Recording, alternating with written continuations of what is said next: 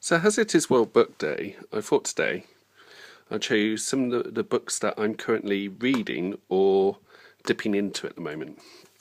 First is a coffee table book, so it's more of a dipping in book than a reading, and this year is the 50th anniversary of Sir Wally Herbert's crossing of the surface of the Arctic Ocean. The first time done, it was a British expedition, and quite a dangerous one, given the sea ice, but all successful.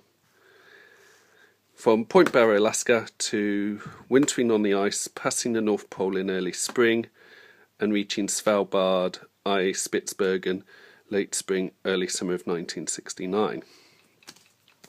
This is sort of my bedtime reading, if I'm not, otherwise engaged or just too tired. It's The Russian Court at Sea.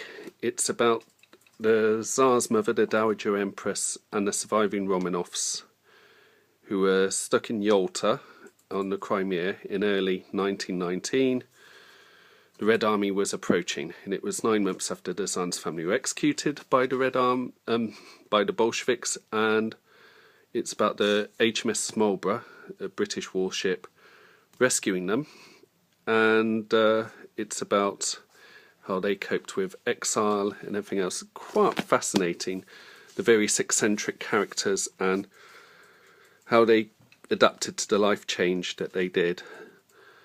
I'm training to be a lay preacher in the Methodist Church.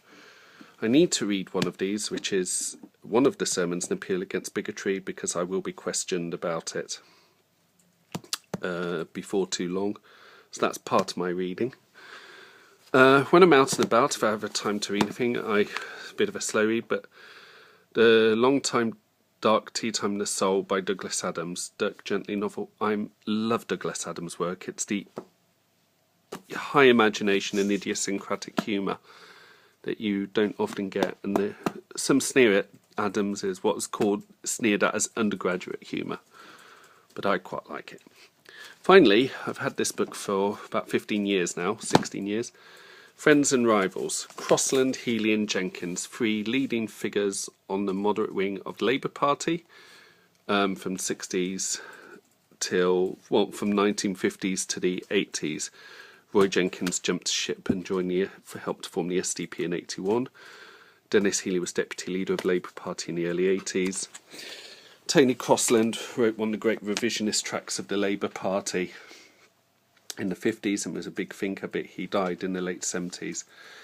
And if they tended to see each other as rivals, but if they had worked together, the history of the Labour Party might have been different. Part of what's the undoing of the right of the party, or the moderates or centre of the party, is when its leaders do not work together. And 3 fascinating personalities as well. Very different personalities, but fascinating nonetheless.